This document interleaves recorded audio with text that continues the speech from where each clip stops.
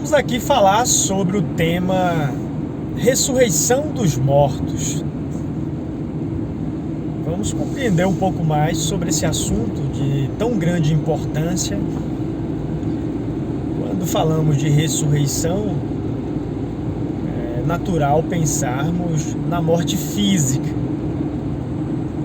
Assim, essa questão, essa coisa, né? essa tão grande ânsia e desejo do homem, que é a imortalidade, que é a vitória sobre a morte. Esse assunto ele é central na fé cristã, ele é central em Cristo. Jesus quer dizer Deus salvando, ele veio salvar. E o que acontece na consumação da salvação? Salvar de quê? Exatamente da morte. A salvação é trazer a vida eterna para o homem. Logo, essa questão da ressurreição entra em cena, porque quem que ele vai salvar? Só os que estão vivos? Os que já morreram antes? Como seria todos aqueles que falaram do Cristo? Se não há ressurreição de mortos, então todos aqueles morreram e acabaram. É aí onde entra algo já profundo e interessante. Vamos para a própria Escritura. João capítulo 11, no versículo 25 e 26, Jesus vai afirmar: aquele que crê em mim, ainda que esteja morto, voltará a viver. E todo aquele que vive e crê, jamais morrerá. Crê você nisso? João 11, versículo 25 e 26. É uma escritura tremenda para meditarmos nesse assunto. O versículo 25, que diz: aquele que crê em mim, ainda que esteja morto, a gente pode olhar para o lado daqueles que estavam mortos, Abraão, Isaac, Jacó, todos que já haviam passado, mas que eram de Deus, que acreditavam, que foram. O próprio Abraão é considerado o pai da fé. Então, por um lado, podemos aplicar isso a essas pessoas que já haviam partido, mas que acreditavam em Cristo. E Jesus disse: voltará a viver. E o versículo 26, ele diz: e os que vivem e crê jamais poderão morrer. Esse versículo 26, ele traz mais para a linha espiritual. Tanto que na questão literal, ali no próprio capítulo 11, nós vemos a ressurreição de Lázaro. Algo físico, algo literal. Mas qual que é o ponto? A ressurreição dos mortos.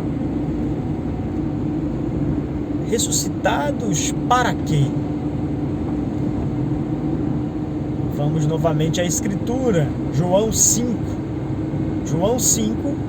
versículo 24, versículo 25 e também até o versículo, provavelmente o 28.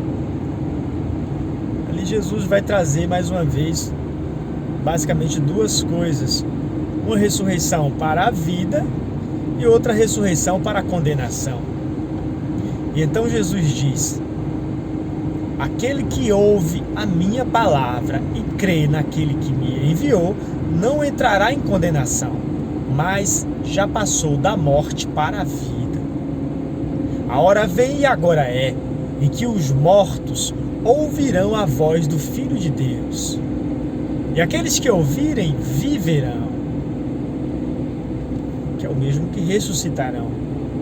E um pouco mais à frente ele declara: não vos maravilheis do que disse, porque a hora virá em que todos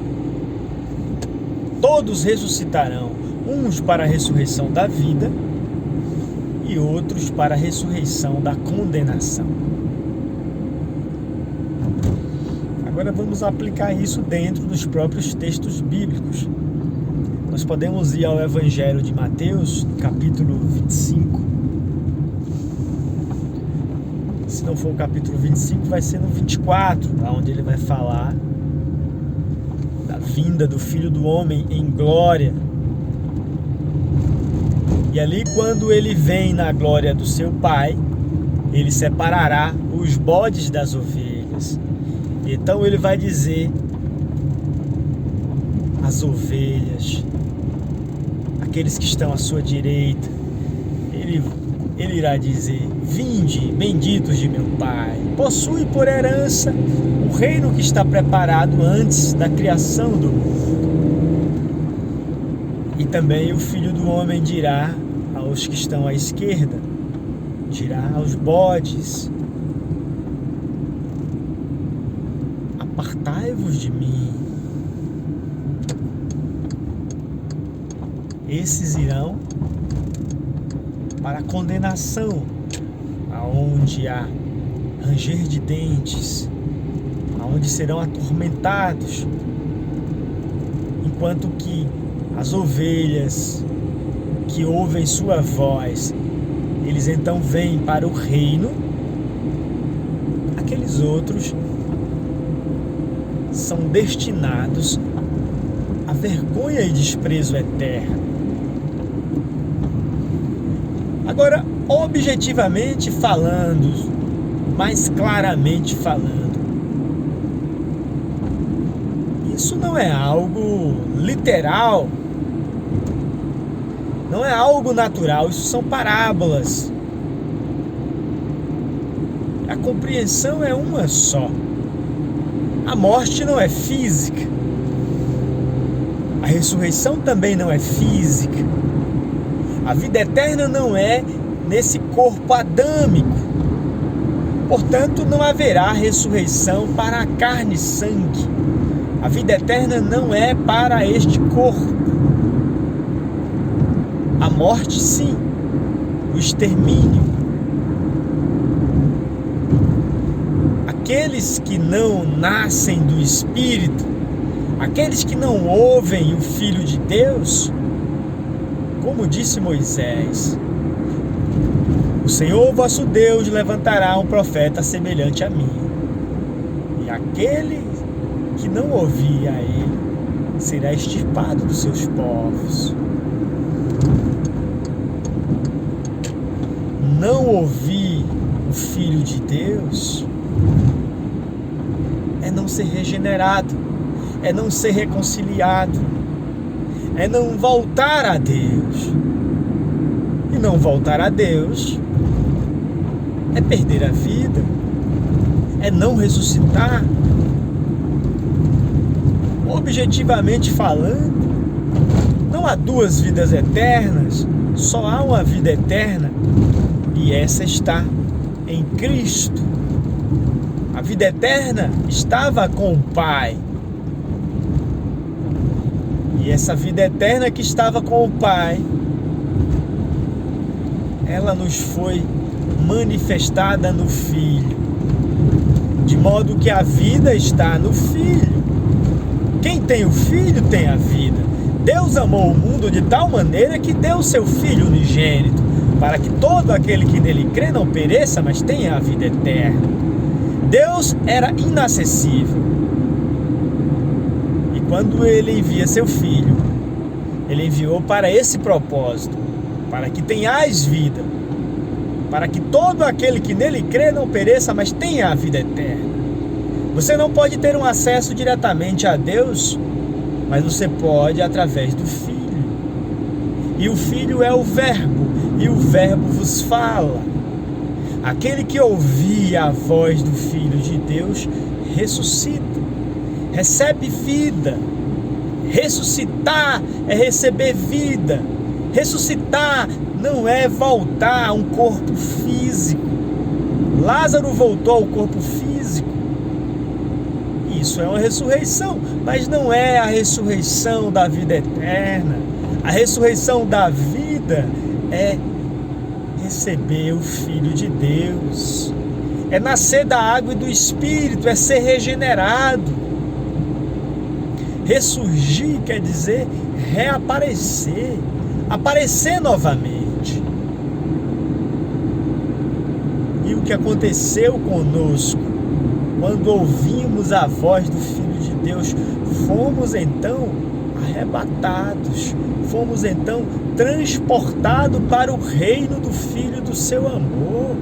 Saímos das potestades do ar, do espírito que opera nos filhos da desobediência. Saímos do governo do mundo e então somos agora pertencentes ao reino de Deus, regidos por um só Espírito. Agora somos luz no Senhor. Há uma só voz que a ovelha ouve. Há um só Deus. Há uma só vida eterna. A ressurreição não é algo para o futuro, não é algo para o tempo, não é algo para o corpo, não é algo que será, não é algo temporal. A ressurreição em Cristo é glória, é de cima. Você, se está ouvindo a voz do Filho de Deus, você está subindo, então sendo entronizado nos céus, gerado do Espírito, posicionado no corpo de Cristo, que é a igreja. Você então começa a entender, a discernir, a entender que todas essas coisas é uma só coisa, é entrar em Cristo. Uma vez que você está em Cristo, você está glorificado, você foi amado, você foi conhecido, chamado, justificado, predestinado. Escrituristicamente falando, Romanos 8, 28, aqueles que ele conheceu, também predestinou, aos que predestinou, chamou, aos que chamou, justificou, e aos que justificou, glorificou. Essas 5 grandes coisas não se trata de um elemento temporal, embora o texto esteja no pretérito, no passado, glorificou, justificou, mas sabemos que isso não é tempo. Os homens é que se embaraçam e tratam de literalizar aquilo que não é literal. A ressurreição em Jesus Cristo é uma realidade já. Adão, Elias, Moisés, todos os profetas, todos que são de Deus, já estão vivificados, já ouviram a trombeta, já estão ressuscitados em Cristo. Mas o que pensa o sistema religioso? Que vai ter uma trombeta de Deus que vai tocar e você então vai ser transformado, você então vai ressuscitar em glória ou então ser arrebatado. Eles limitam a compreensão espiritual por algo simbólico. O que é a trombeta de Deus, se não o evangelho sendo proclamado? Desperta tu que dormes, e Cristo te esclarecerá. O que é despertar? Ressuscitar. E o que é ser esclarecido? É ser iluminado, ser cheio de luz, ser cheio de glória. É ser glorificado. E o que é ser glorificado? É ser cheio de Cristo, é ser cheio do Espírito Santo. Cristo está glorificado na sua igreja. Isso não é algo que será. Isso vem na esfera individual. Ele veio para mim. Em mim foi gerado, formado e glorificado. Agora, como compreenderei isso? Como irei desfrutar disso de forma plena? Não desse corpo. Ao sair desse corpo, é que verei face a face, é que compreenderei com a plenitude da mente de Cristo. Isso não significa que é do futuro. Isso significa que sou limitado nos sentidos desse corpo. Essa mente humana impede a manifestação plena. Se toda essa glória que já vive em mim fosse aqui manifestada, eu seria transfigurado. Eu iria fazer o que iria acontecer nesse exato momento. É exatamente o que aconteceu com Jesus. Ele ali foi glorificado, transfigurado diante dos seus, representando que ele não conhece o ontem, representando o que ele é. Moisés e Elias ali estavam com ele face a face. Ele disse: ora, para Deus todos vivem. Quando a Escritura afirma: eu sou o Deus de Abraão, de Isaac e Jacó, olhe você, Deus não é Deus de mortos, porque para Ele todos vivem. E quem são esses todos que vivem?